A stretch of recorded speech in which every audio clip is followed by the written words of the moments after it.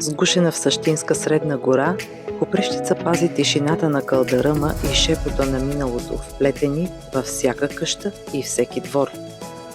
Шарените фасади на къщите са като отворени книги, разказват за труд, вяра и достоинство.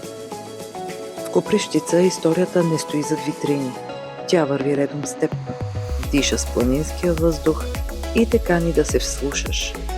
Това е място, което остава завинаги в паметта, като песен, която познаваш отдавна.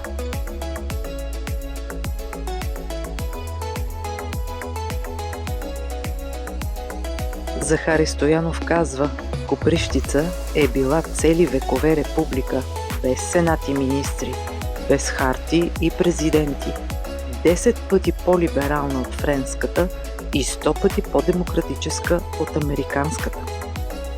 Каравеловият дом е интересен архитектурен ансамбъл, състоящ се от 3 сгради, строени в продължение на четвърт век.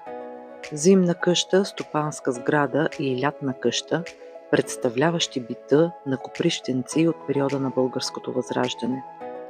В този дом първа глътка живот поемат великите родолюбци, писателят революционер, журналист и етнограф Любен и неговият по-малък брат, държавникът Петко Каравелов. И до днес във Възрожденския двор гордо стои старата круша, посадена от ръцете на Любен Каравелов. Къщата на Димчо Дебелянов е тих и светъл дом, в който поезията още диша между стените. Тук детството на поета е оставило своя нежен отпечатък, а дворът пази спомена за завръщането в бащината къща.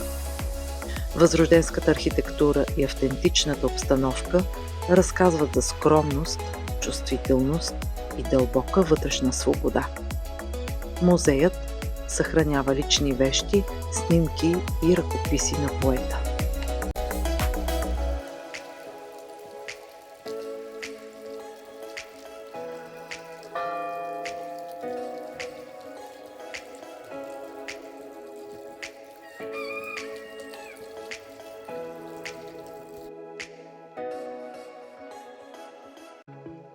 За Тодор Каблешков Константин Величков казва: той е най-светлата личност, която ни даде въстанието.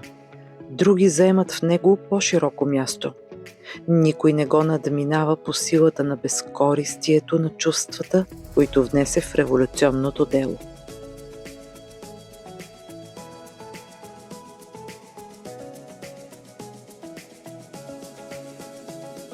Емблематичен за Копривщица и българската история е мостът на първата пушка.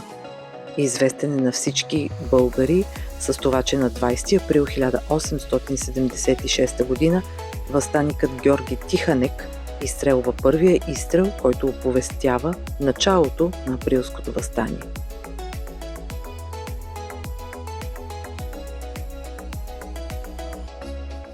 Лютовата къща е построена през 1854 г. от пловдивски майстори за богатия копривщенски търговец Стефан Топалов.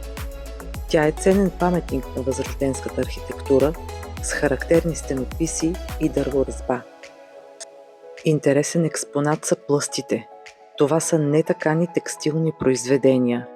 В Копривщица производството им достига висока степен на съвършенство. Изработени са от овча вълна, украсата им съдържа символи, свързани с народната вяра в добро и дълголетие.